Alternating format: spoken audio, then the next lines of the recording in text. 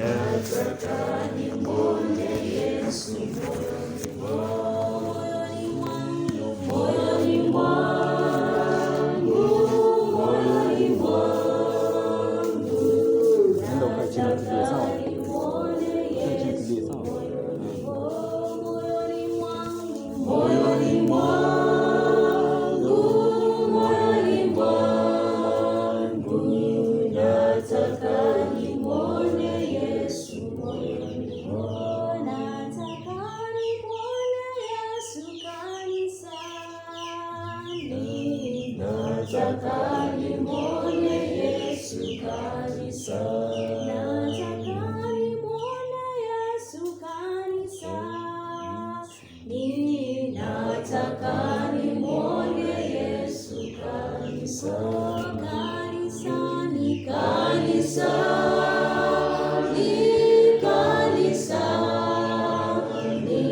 nataka nimwone Yesu kanisani, kanisani,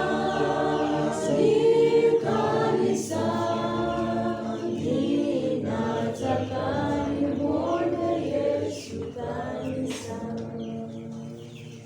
Mchana huu wa leo tutazungumzia kuhusu mtu mmoja ambaye alikuwa anaitwa Daudi. Na tutaangazia kitabu kimoja cha Biblia, the book of 2 Samuel chapter 11. Hapo ndipo tutaangazia somo letu la siku hii ya leo, 2 Samuel chapter 11. Nitaanza kwa kusoma. Natumai ya kwamba sote tumefika pale. Samueli wa pili kutoka sura ya 11.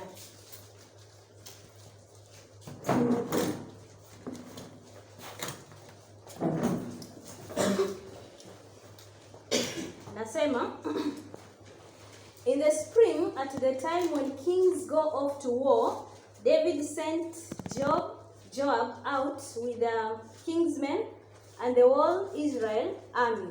They destroyed the Ammonites and besieged Rabbah, but David remained in Jerusalem. Katika verses 1 chapter 11 tunagundua kwamba yupo mfalme mmoja wa Israeli ambaye anaitwa Daudi, na wakati huu Daudi badala ya kwenda vitani anamtuma mfanyikazi wake mmoja ama msaidizi wake ambaye anaitwa Joab ili aweze kwenda katika vita. Na tugundue ya kwamba chapter 11 inapoanza inasema ya kwamba wakati ule wafalme walistahili kuwa wapi? Vitani. Ndivyo ilivyokuwa desturi ya vita. Mfalme kabla ya vita kuanza, mwenye alistahili kufungua vita kati ya nchi nyingine na nchi jirani ilistahili kuwa mfalme. Lakini hapa tunagundua ya kwamba mfalme Daudi hayuko katika ile ziara ya vita. Yeye yuko katika ikulu lake katika nchi ya Yerusalemu. On one evening, David got up from his bed and walked around on the roof of the palace. From the roof he saw a woman bathing. The woman was very beautiful and David sent someone to find out about her. Wacha nisimamie pale. From verses 2 tunagundua kwamba Daudi inaonekana kwamba ilikuwa ni wakati wa jioni. Na anaonekana kwamba Daudi ametoka katika kitanda chake. Pengine alikuwa ametoka kwa sababu ya kupumzika ama usingizi kidogo wa mchana, lakini Daudi anaonekana kwamba ametoka pale na kuelekea katika juu ya nyumba yake, na pale Daudi anaangalia around na anakutana na kitu cha kumpendeza sana. Daudi anapoangalia pale at the roof of his palace, anaona mwanamke mzuri. Sijui alijua kwa vipi ni mzuri, lakini anasema kwamba the woman was very beautiful. And David sent someone to find out about her. Angalia jinsi Daudi alivyo. Anamuona yule mwanamke ni mzuri, alafu anatumanisha mtu ya kwamba sasa nenda ufanye nini? Uulizie kumhusu yule mwanamke ambaye ni mrembo. The man said, "Isn't this Bathsheba, the daughter of Eliam, the wife of Uriah the Hittite?" Kile ambacho Daudi anaambiwa kwamba mwanamke huyu uliyemwona kwamba ni mzuri ni mke wa Uriah, na mwanamke huyu ni mke wa Uriah, na Uriah ni pia ni servant wa nani? Wa Daudi. Angalia jinsi Daudi anavyocheza na maneno. Daudi kwanza anaangalia, anaona kitu kizuri, alafu anakifuatilizia kile kitu kwa kutafuta watu waulizie kuhusu nini kile kitu. Unajua, wakati dhambi ilipokuwa ikianza shambani Edeni, ilianza kama vile Daudi anavyoonyesha hapa. Let's go to the book of Genesis. Genesis chapter 3. Chapter 3. Tusome from verse 6. Inasema, when the woman saw that the fruit of the tree was good for food. Kile ambacho mwanamke aliona, yani unajua vitu vizuri, ama ukitaka kumsisitizia mtu, usimwambie kuhusu kitu, muonyeshe nini? Kitu. Hata wale walimu wa lower primary unaambiwa kwamba the best way unaweza kumfundisha mtoto ashike na asisahau, unafaa utumie nini? Teaching aids. Actually madarasa yao yanafaa kuwa yamerembeshwa kila mahali bila nafasi yoyote kuachwa ambapo hakuna nini? Pictures. Yule mtoto anashika haraka. Ndivyo Daudi alivyofanyika. Ama ndivyo dhambi ilivyoanza katika shambani Edeni. Shetani alijua kwamba nikimwambia kuhusu mti fulani na uzuri wake hatakubali. Mpaka nifanye nini? Nimuonyeshe. Kwa hivyo inasema, when the woman saw that the fruit of the tree was good for food and pleasing to the eye, and also desirable for gaining wisdom, she took some and ate it. Yani aliona, akajua ya kwamba sasa ni kizuri, yeye akachukua akafanya nini? Akala. Jinsi Daudi alivyofanya hapa, aliona kwa mbali, alipoona akaona ya kwamba ni kizuri na kuachia pale. Akasema kwamba watu fulani nendeni sasa mkaangalie yule ni nani, ni mwanamke gani, ni mke wa nani. Lakini unajua kile ambacho kinanishangaza kwa Daudi, baada ya kwamba Daudi kujua ya kwamba huyu ni mke wa mtu, hakusimamia pale. Unajua inafaa Daudi akisikia kwamba yule ni mke wa Uria, alistahili kuweka full stop. Ajua kwamba yule sasa ni nani? Ni mke wa mtu. Lakini Daudi haweki full stop pale. Then David sent messengers to get her. Angalia jinsi Daudi yuko.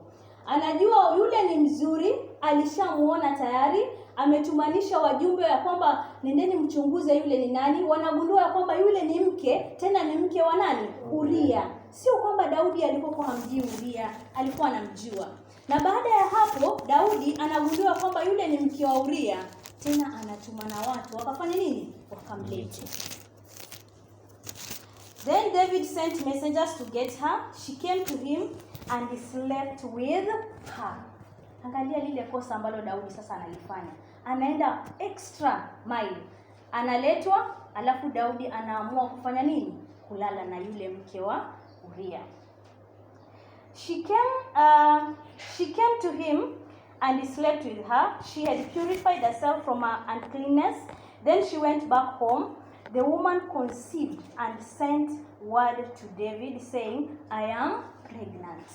Angalia sasa jinsi dhambi inavyozaa inazaa mpaka mwisho inafanya nini? Inapasuka. Hivyo ndivyo wanadamu walivyo.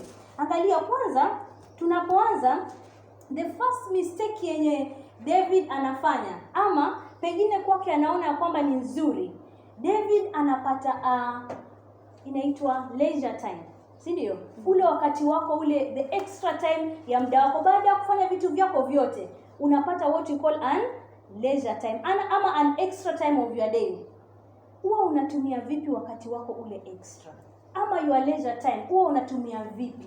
Wajua wakati mwingine unaweza kukaa kwa nyumba kwa muda mrefu, alafu unaamua sasa unatoka kidogo pale nje. Je, ule muda wako kidogo ambao unachukua pale nje, unauchukua vipi? Je, ndio muda mfupi ule ambao huwa unaharibu siku yako nzima, ama ni muda mfupi ambao huwa unatengeneza siku yako nzima? Inategemea. Lakini unaambiwa kwamba ilikuwa ni wakati mfupi sana, ingie siku nyingine, because it was in the evening. Ule wakati mfupi, angalia jinsi maisha ya Daudi yanabadilika mara moja. Kwa sababu ule wakati mfupi ambao Daudi alikuwa anatembea pale, akili yake ilikuwa imewanda, akili yake ilikuwa hata haimeditate upon the word of God, kwa sababu anaona pale nje Kama ingelikuwa Daudi ana meditate upon the word of God, ni ukweli angeona mwanamke na akamuignore, si ukweli? Lakini Daudi anapoona mwanamke pale, anachukua step after the other, mpaka mwisho anamtunga mimba mke wa Uria. Na Daudi achoki. Hivyo ndivyo dhambi inavyoweza kutuchezea. Inakuchezea mpaka inakupatia opinions na solution ya kuweza kuficha zile dhambi. So David sent this word to Joab, "Send me Uriah the Hittite." And Joab sent him to David. When Uriah came to him, David asked him how Joab was, how the soldiers were, and how the war was going. Then David said to Uriah, "Go down to your wife and wash your feet." Go down to your house and wash your feet. Sababu ya kumuita Uriah kutoka vitani kwa Daudi, alikuwa anataka ya kwamba anapokuja pale Uriah aweze kulala na mke wake na ule ujauzito uonekane ni ya nani? Wa Uriah. Lakini Uriah anafikiria tena.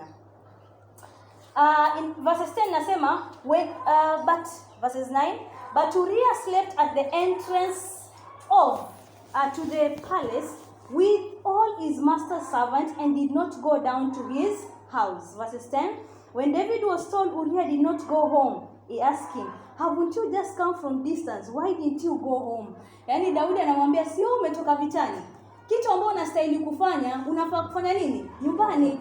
Nani amekuambia ulale katika lango? Unastahili ya kwamba uende kwa mke wako. Lakini Uriah anafikiria. Anasema kwamba wana wa Israeli wako vitani.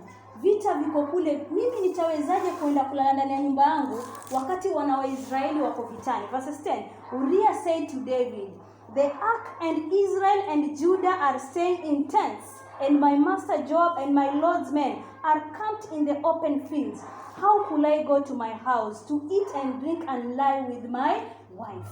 Uriah anafikiria hizi pleasure zote nitazifanya kwa nini? Ilhali jeshi la Mungu liko wapi? Vitani. Na anasema kwamba siwezi kufanya jambo kama hili, ni kosa kwake. "As surely as you live, I'll not do such a thing." Then David said to him, "Stay here one more night." Angalia jinsi anamuongezea an extra night. Anamwambia sio kwa sababu ya nini ama Daudi anataka kwamba iwe manufaa yake Daudi, ni manufaa ya Uriah, ilhali anataka Uriah apate manufaa alafu dhambi yake ifanye nini? Ifunikwe. So then David said to him, "Stay here one more day, and tomorrow I'll send you back." So Uriah remained in Jerusalem that day and the next. At David's invitation, he ate and drank with him, and David made him drunk. David ni mjanja sana. Hata kama tunasema Suleimani ni mjanja na hekima, David pia chembe za ile damu ya Daudi ilimuingia nani? Suleimani. Anasema kwamba an extra night for Uriah. Alafu anampatia an invitation kwake. Yaani amlete karibu sana. Haoni ya kwamba mfalme ananipenda kiasi cha kwamba anataka kwamba niangalie maslahi ya familia yangu. Lakini Uriah anafikiria jambo la maana sana. Nitawezaje kufanya kosa kama hili? Niende nichukue raha na mke wangu ili hali jeshi la Mungu liko vitani, sitafanya. And then anakula pamoja na yeye, wanakunywa, alafu ana expect kitu ambacho Uriah hata kifanya.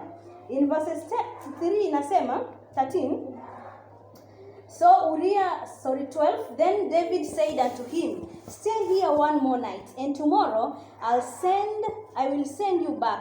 So Uriah remained in Jerusalem that day and the next. At David's invitation, he ate and drank with him, and David made him drunk. But in the evening, Uriah went out to sleep on his mats among the master's servants. He did not go home. Uriah anaamua kwamba sitaenda nyumbani.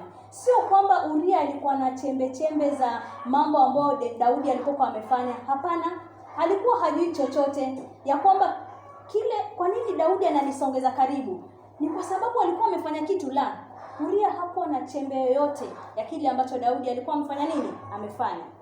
Verses 14, in the morning David wrote a letter to Joab. Sasa amemshinda. Ameona sasa alimwambia Uriah nitakuongeza siku moja, siku imeisha na anasikia kwamba Uriah kuenda kwake bado, alilala kule kwa the servants. Sasa kile anafanya ni kwamba sasa imagine David amecommit one sin of adultery. kwa sababu amelala na mke wa nani? Wa mtu. Sasa Daudi anatafuta tena kufunika ile dhambi ya kwanza ili aweze kuwa rescued kutoka kwa ile dhambi ya kwanza. So in the morning David wrote a letter to Joab and sent it to Uriah. In it he wrote, put Uriah in the front line where the fighting is fierce. Then withdraw from him so that he will strike down and lie. Yaani Daudi sijampata mwenzake kama yeye. Anaona ya kwamba kimeumana. Kile ambacho nitafanya sasa nitamregesha, kwa sababu yeye hataki kuenda kwa mke wake. Nitamregesha kule ambako anataka zaidi, lakini kule naenda kumfanyia mpango na yeye.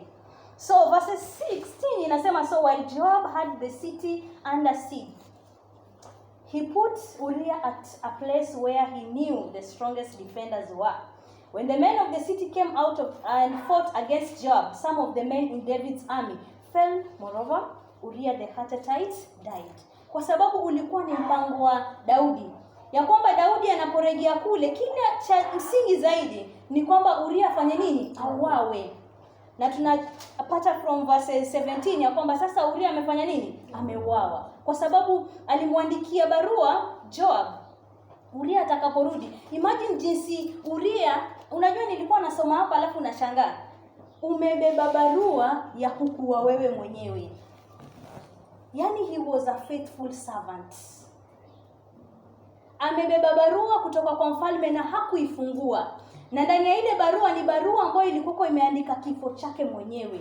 Alikuwa very faithful. Hata Joab anapomwambia kwamba nenda vitani usimame mbele, alistahili kuwa hapo. Alienda pale. Na kifo chake kilikuwa hivyo. Daudi anafikiria kwamba sasa amepona. Kwa sababu ni nani aliyejua kwamba Daudi alifanya adultery? Hakuna. Na sasa Uriah amekufa, sio kwa sababu ya Daudi, lakini amekufa wapi? Vitani. Unajua ingelikuwa mpango mwingine wa Daudi, angeliamua kwamba Uriah atakapokuja hapa, wale the servants wenye wako hapa wamuue. Lakini anaogopa. Watu wangelisema kwamba Daudi ndiye amefanya nini? Amemuua. Lakini kile kitu ambacho alitaka, hakutaka kuonekana kwamba mikono yake imeshed innocent blood. Akampeleka tena vitani. Na hakikisha kwamba amemuua among the Ammonites. So baadaye tunaambiwa kwamba Joab anaandika barua back to David. Anamwambia kwamba watu wamekufa, watu kadhaa. Lakini the main thing anaandika pale ya kwamba Uriah the Hittite pia amefanya nini? Amekufa. Alafu Daudi anasikia raha. Na anaposikia raha anapeana back a message back to Joab ya kumdanganya. Anamwambia servants from verses 25. Inasema David told the messenger, say this to Joab, don't let this upset you. The sword devours one as well as another. Press the attack against the city and destroy it.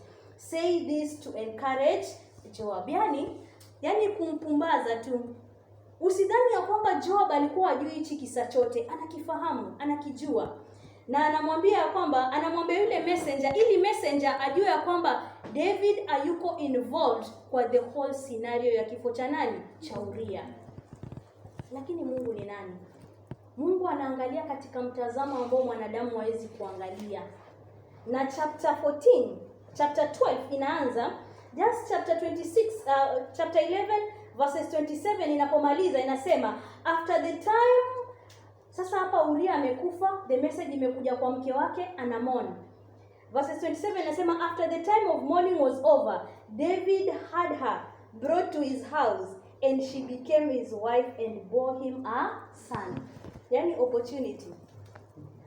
Anapata ya kwamba sasa Uriah amekufa, David anaenda anamchukua nani? Bathsheba. Anamfanya mke wake. Na kwa sababu ya ule ujauzito ambao alikuwa ameutunga, anazaa mtoto. But the last line inaniamazing, inasema but the thing David had done displeased who? God. Haikumpendeza Mungu. Japokuwa wanadamu hawakuona, hawakufahamu kile ambacho Daudi alikuwa amefanya. Kitu kimoja is certain, ni kwamba Mungu aliona na haikumpendeza. So chapter 12 inapoanza inasema and the Lord sent Nathan to David. When he came to him, he said, there were two men in a certain town, one rich and the other poor. The man had a very large number of sheep and a cattle. But the poor man had nothing except one little ewe lamb, and he had bought. He said it, and it grew up with him and his children. It shared his food, drank from his cup, and even slept in its arm. It was like a daughter to him. Angalia, mtu wako na kitu kimoja ambao ni just a little lamb. Wanamlisha, wakuna only ni kama inheritance. Uko tu na ng'ombe mmoja, kama mimi niko na paka mmoja peke yake, as an inheritance. Unakatunza kama nini, chochote, yani ni kitu chako ambacho nakipenda. Lakini now a traveler came to the rich man, but the rich man refrained from taking one of his own sheep or cattle to prepare a meal for the traveler who had come to him. Instead, he took the ewe lamb and that belonged to the poor man and prepared it for one who had come to him. Unaambiwa kwamba yule tajiri, yani yeye ako na mali nyingi, ako na kila kitu. Lakini yule mmoja maskini pale nje ako na kitu kimoja. Na mgeni amemkujia, anaenda pale kwa maskini, anaenda anachukua kile kitu chake kimoja. Huyu ni Prophet Nathan, anatumwa kwa David mwenyewe na anamueleza hichi kisa. I can imagine jinsi Daudi alivyokuwa amekaa akisikiliza kisa hiki kama mfalme ili apeane hukumu katika kisa hiki. I can just imagine. Yaani Daudi anaichukulia na uzito mwingi. Anaangalia anasema, yaani tajiri anamnyanyasa maskini mwenye kitu kimoja. Sasa Nathan anasubiri. Angalia venye Daudi anajibu, anasema David burnt, yani alichomeka ndani yake with anger against the man and said to Nathan, as surely as the Lord lives, the man who did this deserves what? Yes. Ana deserve kufa. Hata ingelikuwa ni wewe, huo ni unyanyasaji wa hali ya juu sana. Mtu ana kitu kimoja, alafu wewe ni tajiri uko na kila kitu. By the way anasema lamb, na huyu huenda akawa tajiri, ako na ng'ombe wengi, ako na kondo wengi na wengine wadogo wadogo, lakini huyu ako na kalamu. Alafu tajiri anakuja anachukua. Daudi anachomeka ndani ya moyo wake, anasema kwamba kile kitu ambacho huyu mtu anastahili actually ni nini? Death, kifo kabisa. Na licha ya kifo anamwambia hata kabla ya kifo anastahili kufanya vitu. Anamwambia kwamba he must pay for the lamb 4 times over because he did such a thing and had no pity. Hakuwa na huruma. Huyu hata kabla afya anastahili alipe mara ngapi? Mara 4. Alafu akishalipa anastahili nini? Kifo. Alafu Nathan anamwangalia Daudi, anamwambia kwamba then Nathan said to David, you are the man. This is what the Lord says.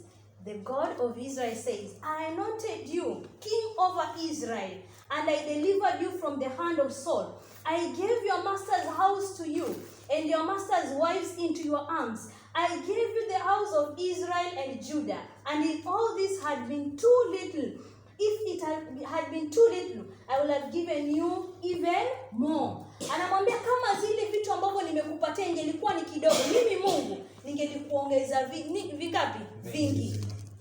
Lakini wewe umechukulia vitu katika mamlaka yako. Unajua hivi ndivyo dhambi ilivyo.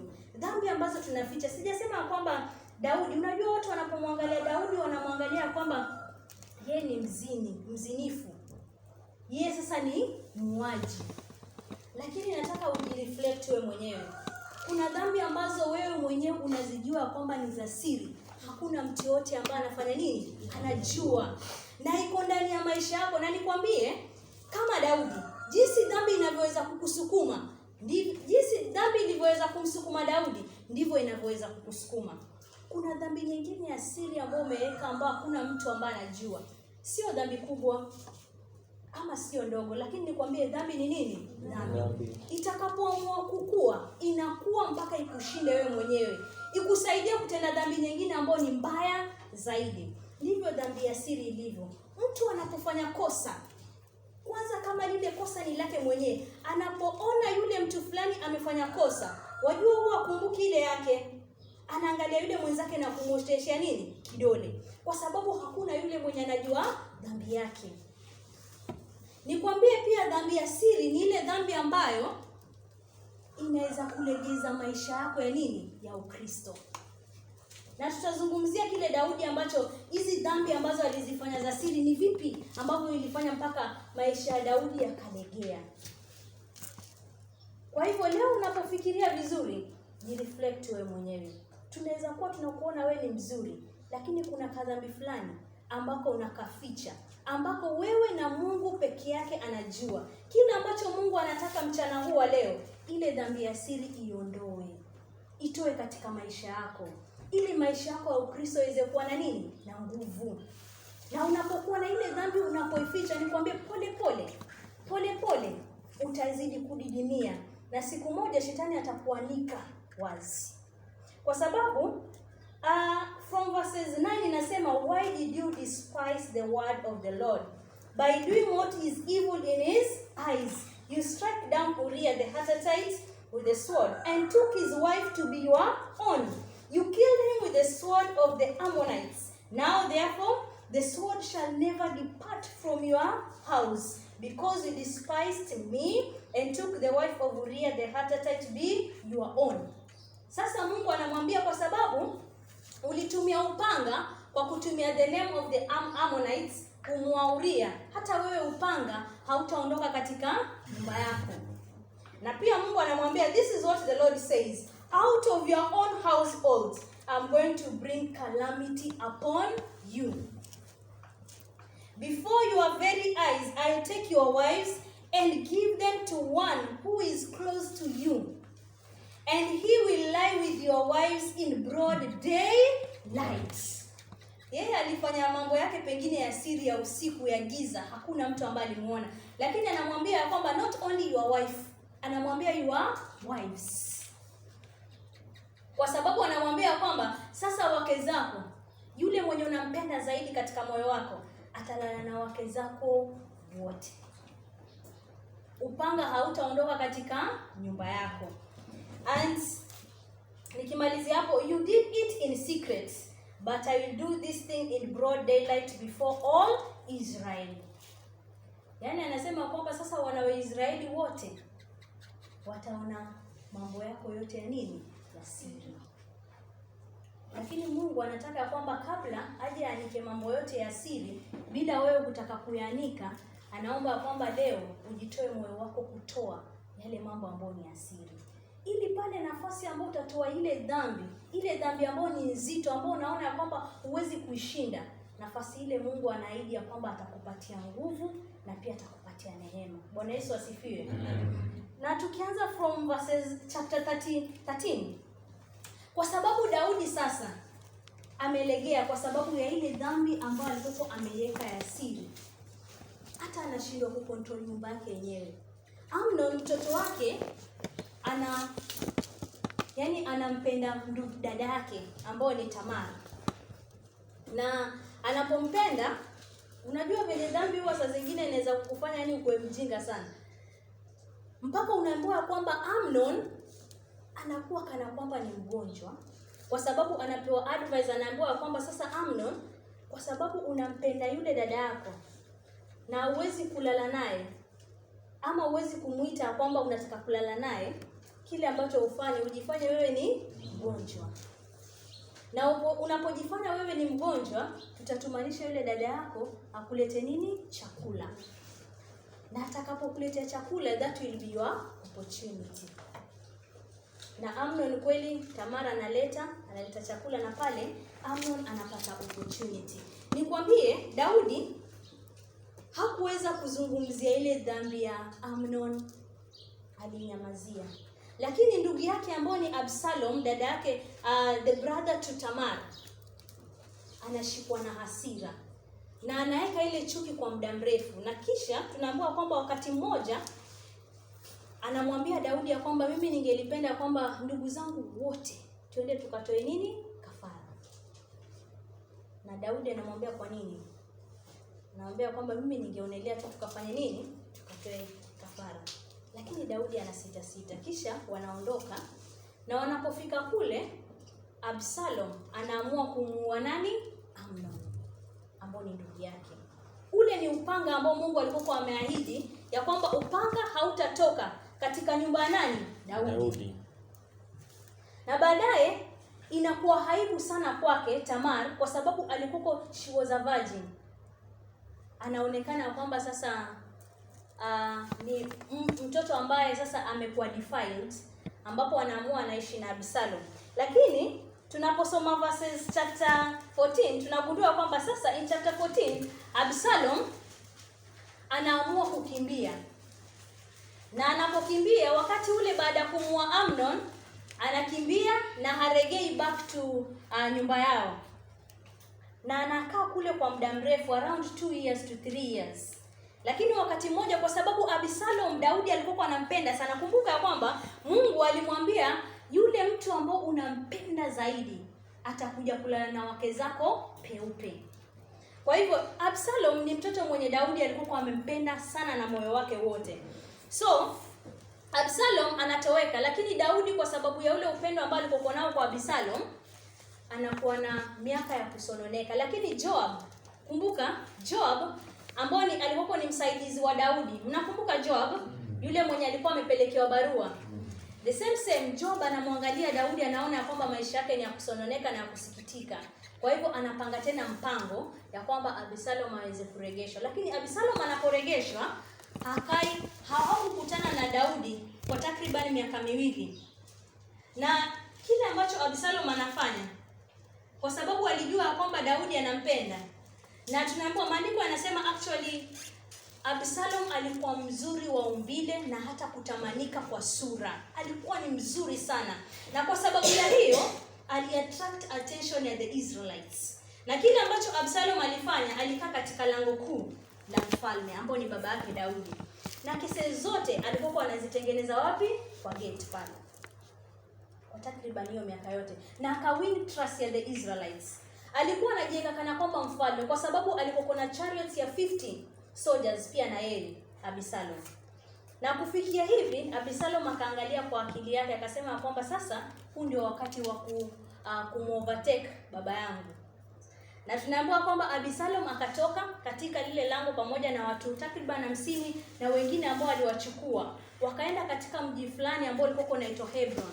Wakaenda kule, walipofika kule wakaanza kuimba ya kwamba Absalom is the king. Na huku Daudi akiwa kwake katika himaya yake anasikia kwamba Hebron kule kuna mfalme mwingine. Na mfalme yule ni nani? Absalom.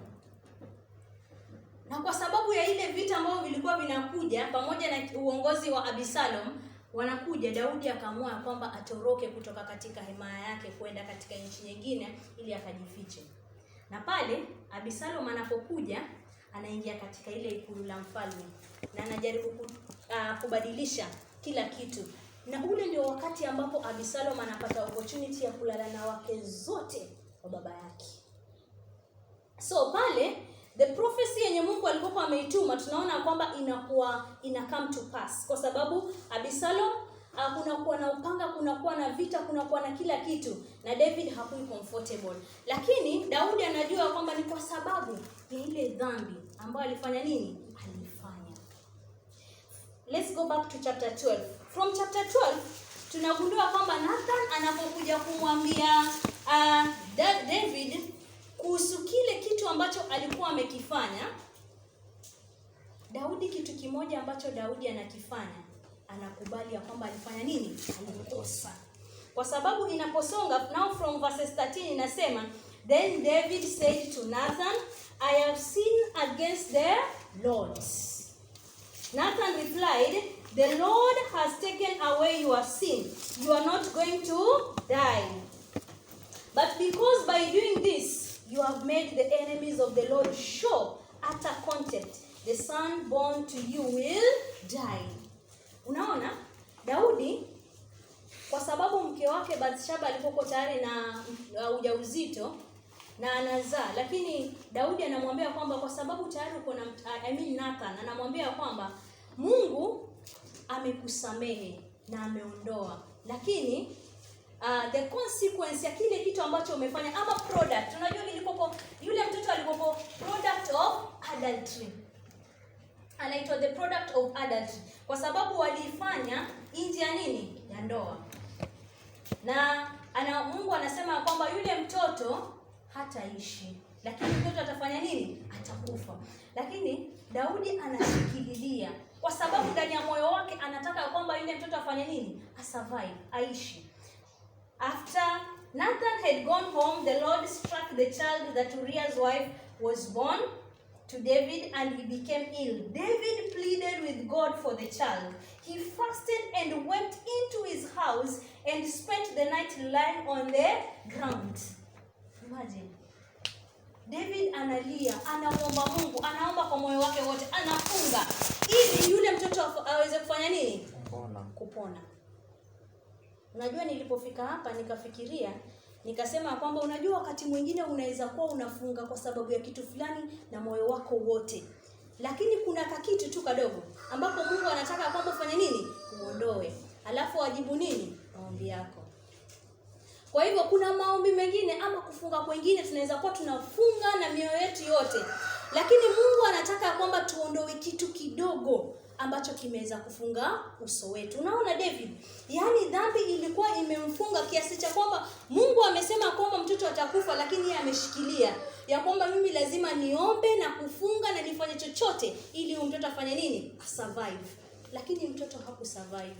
Mtoto akafanya nini? Akafa. Kwa sababu Mungu alikuwa anaona this is a product of something that mimi singelitaka kwamba mtu wangu ama mjakazi wangu Daudi aweze kuona. Unajua hata unapoona unakumbuka tu ile dhambi ambayo ulifanya kitambo. I guess nilikuwa najaribu kupicture ya kwamba hata mtu atakapokufa anakumbuka tu hii ni product ya ile dhambi ya kuwa an adulteress, na pia ni product ya mimi kufanya nini? Kumada. Kwa sababu huyu mtoto ni mtoto ambaye alikuwa pengine ingelikuwa ni mtoto wa nani? Wa Uria, lakini sasa ni mtoto wangu ambao nimempata kwa sababu ya adultery, uzinzi, na pia nimempata kwa sababu ya nini? Kuwa. Lakini Mungu akaamua kwamba amuondolee kile kitu. Na napenda kile ambacho Daudi anafanya in Psalms chapter 51. Let's go to Psalms chapter 51. From verses 1, Daudi anaplead kwa Mungu from reflection ya 2 Samuel chapter 11 and 12. Anasema kwamba have mercy on me, O God, according to your unfailing love, according to your great compassion. Blot out my transgression, wash away all my iniquity, and cleanse me from my sin. Verse 3 anasema, for I know my transgression, and my sin is always before me. Against you, you only have I sinned and done what is evil in your sight, so that you are proved right when you speak. Yani yeye ni kweli ya kwamba kile kitu ambacho Daudi alifanya hakuna mtu ambaye aliona. Ilikuwa ni yeye, between yeye na nani? Na Mungu. Na anaenda back to God, anamwambia kwamba Mungu, na plead ya kwamba unifanye nini? Unisamee. Uniondolee hiki kitu ambacho ni kizito kwangu. And then anasema, against you, you only have I sinned and done what is evil in your sight, so that you are proved right when you speak and justified when you judge. Kile Mungu ambacho alikuwa amepeana kama hukumu yake, Daudi anasema kwamba sasa hii hukumu ni ya haki. Kwa sababu unaambiwa kwamba Daudi wakati huu ambao alikuwa anafunga na kuomba kwa sababu ya huyu mtoto, unaambiwa kwamba baada ya huyu mtoto kufa, Daudi alisema wacha niregee ile. Kwa sababu anasema kwamba wajakazi wake wanamuuliza Daudi, si wakati mtoto alikuwa hai na mgonjwa, ulikuwa kuli, ulikuwa unafunga, na kwa nini saizi unakula? Anasema hata nisipokula nitaweza kuregesha maisha ya huyu mtoto? Hapana. Kwa hivyo afadhali niregee katika maisha yangu ya nini? Ya kawaida. Lakini nikwambia hakuna mtu ambaye anaweza kupeana nguvu uregee katika hali yako ya kawaida isipokuwa nani? Mungu peke yake. Na ni pale unapokubali ya kwamba kile kitu ambacho umekosa ni kweli, haustahili kubeba ule mzigo tena. Mungu anakuondolea ule mzigo ndani ya moyo wako na anakupatia tena faraja mpya. Ndiposa Daudi anaandika in Psalms chapter 51 hii ambayo tunasoma.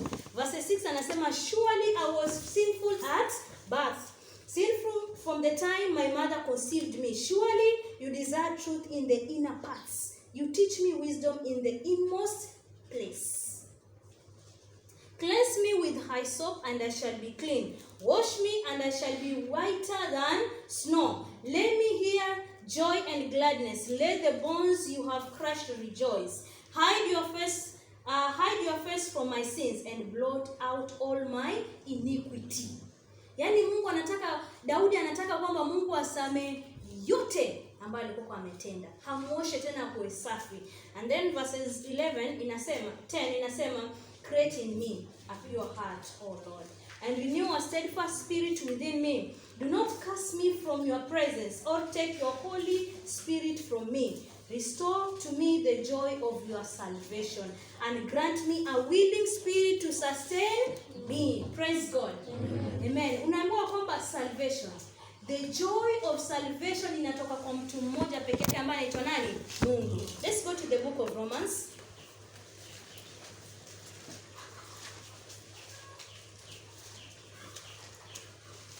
No, let's go to, Acts chapter 4, verses 12.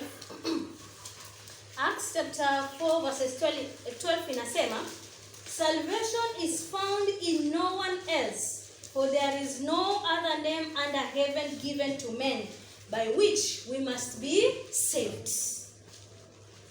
Hakuna jina jingine ambalo ni kubwa ama ni kuu ambalo tunahitaji kuokolewa isipokuwa jina la nani? La Yesu.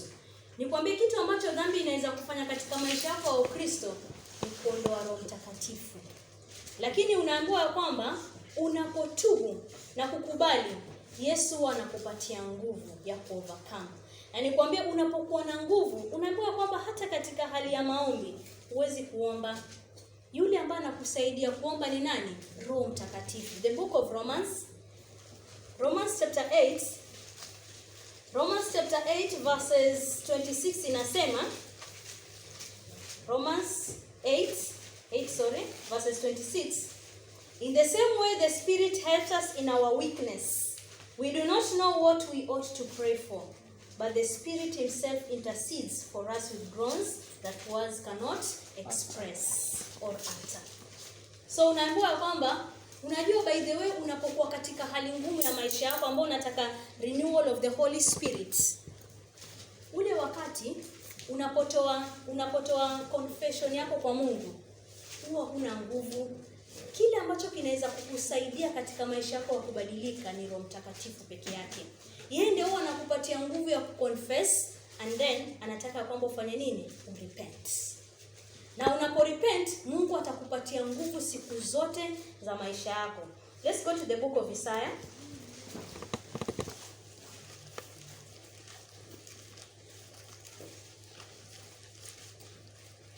Isaiah chapter 30. Isaiah chapter 30 from verses 18. Nitasoma polepole alafu tuelewe kile ambacho Mungu anataka tuelewe. Inasema, yet the Lord longs to be gracious to you. He rises to show you compassion.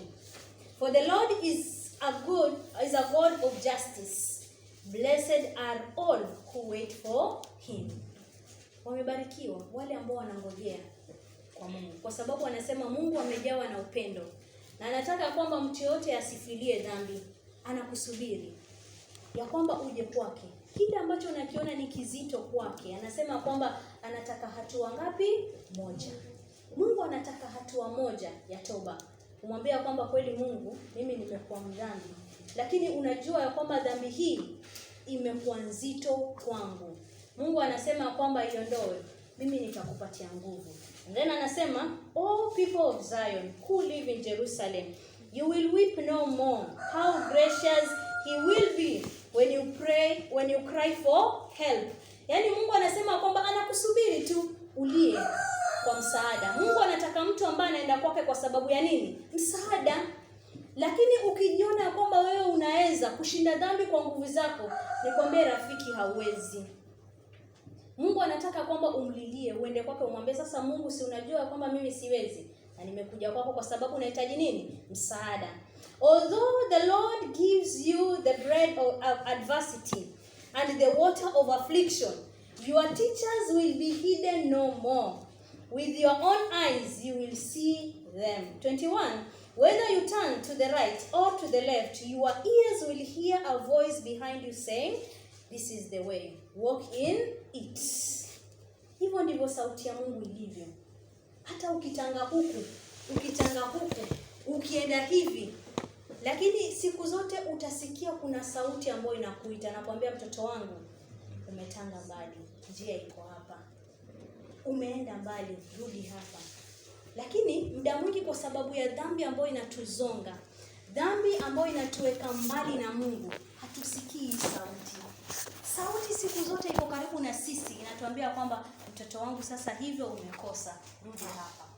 Na hivyo ndivyo Mungu anavyotaka. Ya kwamba kwa maisha yetu ya Ukristo, tusiache dhambi itulemee. Tutambue kwamba kuna msaada ambao inatoka wapi? Kwa Yesu. Na anatuambia kwamba mimi niko mtoto wangu, niite nami nitafanya nini? Nitaitika. Na niwaambie leo tufunge na tuombe. Na iwapo kuna dhambi ambayo umeificha, Mungu hataisikiza. Atakuangalia na kuambia kwamba mtoto wangu, nataka kuanza ile dhambi, uifanye nini? Utoe. Daudi alipitia maisha magumu, lakini kile ambacho kinatupatia tumaini leo ni kwamba Daudi alikubali kuungama dhambi zake na kaondoka. Na hata maisha yale magumu anayopitia, imagine kile ambacho kilikuwa kinanifurahisha na Daudi, Absalom hata wanapoenda vitani, praise God. Mungu anaongea na sisi. Tunaambiwa kwamba walipoenda vitani, walipokutana jeshi la Daudi pamoja na Absalom wakiwa vitani, angalia jinsi Daudi alivyokuwa na huruma, kwa sababu alijua kwamba hii ni ile dhambi niliyofanya nini? Nilitenda. Anawaambia wale, naambiwa kwamba walikuwa wanaekwa according to the battalions, lakini anaambia wale viongozi ya kwamba tafadhali, tukienda vitani, ile ni Absalom, be fair to him. Be fair to the son, be fair to the kid. Yaani hata unaambiwa wakati walipoenda vitani wakapigana, unajua mwenye anakuja kumuua baadaye Absalom ni yule rafiki wa karibu wa nani? Wa Daudi. Kwa sababu wanapopigana hakuna mwenye alimpiga Absalom. Farasi yake alipokuwa akikimbia, kichwa yake ikabaki juu ya nini? Mti. Lakini one of the soldiers akaona, lakini akafanya nini? Akakimbia, because anasema kwamba nilisikia Daudi akisema we be fair to the alafu Absalom, Joab anajua kwamba huyu ni yule mwenye amekuwa akimsumbua Daudi. Kile ambacho anafanya, anaenda anafanya nini? Anamdunga na anamaliza maisha yake. Just imagine, Daudi anajua kwamba this is the consequence of what? Of my sin. Na anamhurumia Absalom sana. Na unaambiwa after that episode, Absalom kufa, unafikiri watu walishangilia? Unaambiwa that victory which came to be a mourning. Kwa sababu walistahili washangilie in the whole land of Israel ya kwamba huyu mtu mwenye ni rebellious, huyu mtu mwenye ni kichwa ngumu Absalom amekufa. Lakini kwa sababu ya huzuni ambayo Daudi alikuwa nao ndani ya moyo wake, the whole Israel kulikuwa na kilio. Watu walikuwa na huzuni, the consequence of sin. Na leo Mungu anatuambia kwamba dhambi yako si nzito kama ya Daudi. Maisha yako hayajapitia yale ambayo Daudi alipitia. Na kama umefikia kwa Daudi, ni kuambia kwamba ni neema ya Mungu bado imekuweka. Na hivi Mungu anasema kwamba ule mzigo ambao ni mzito, ama kile kitu ambacho kinaonekana ni kidogo, lakini nikwambie kile kitu kitakupeleka jehanamu, lakini kuna tumaini. Mungu anatuambia kwamba kwa sababu nimewaletea ujumbe huu, kile kitu ambacho unaona kwamba kinakutikisa maisha yako ya Ukristo, huenda kikafanya maisha yako ya kiroho yakadidimia, lakini Mungu anasema kwamba itoe kwangu. Anasema kwamba nira yangu ni laini, mzigo wangu ni nini? Mwepesi. Sasa nipatie, nikuvishe nira yangu. Kuna kitu ambacho nilikuwa napenda hapa na ningependa nisome. Watu wengi sana wanampenda Daudi. By the way, kama kuna kitabu ambacho kinapendwa sana ni the book of Psalms. Wakati wote uko na huzuni unaenda tayari Psalms chapter, unasoma kidogo na feel. Wakati kidogo uko na nini unaenda, lakini watu maandiko yanasema the book of Patriarchs and Prophets. Nataka tusome just a paragraph hapa. Ilikuwa inaniamezi, nasema Patriarchs and Prophets chapter 72. Page 732 paragraph 3 nasema many wrongdoers have excused his own sin by pointing to David's fall. Yaani watu wanaangalia, si hata Daudi alikuwa na wake wengi, utaniambia nini? Si hata Daudi alikuwa hivi na hivi, utaniambia nini? Lakini naambiwa kwamba many wrongdoers have excused his own sin by pointing to David's fall. But how few there are who manifest David's penitence and humility. Then inasema how few will bear reproof and retribution with the patience and fortitude that he manifested. He had confessed his sin, and for years had sought to do his duty as a faithful servant of God. He had labored for the unbuilding of his kingdom, and under his rule it had attained to strength and prosperity never reached before. He had gathered rich stores of materials for the building of the house of God. And now was all the labor of his life swept away. Must the results of years of consecrated toil, the work of genius and devotion and statesmanship, pass into the hands of his reckless and traitorous son, who regarded not the honor of God nor the prosperity of Israel? How natural it would have seemed to David to murmur against God in his great affliction.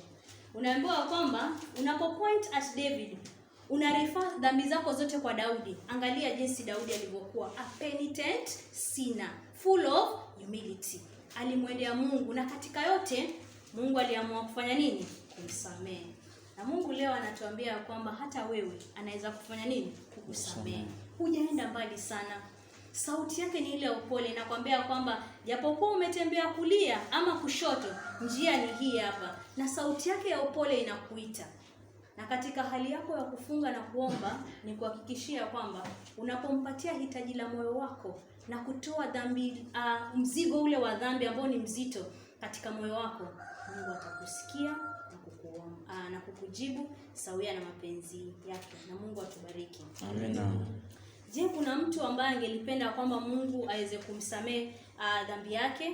Ama kuna mtu ambaye kuna mzigo ndani ya moyo wake ambaye angependa ya kwamba mchana huu wa leo, siku hii ya kuomba na kufunga, Mungu aweze kumsamehe dhambi yake na aweze kumbadilisha na kumpatia neema yake na upendo wake katika moyo wake? Je, kuna mtu kama huyo? Ningelipenda kwamba kama iwapo kuna mtu kama huyo ambaye angelipenda msamaha kutoka kwa Mungu na hata kupokea nira ya Mungu ambayo ni rahisi, aweze kusimama ili tuweze kupata amani.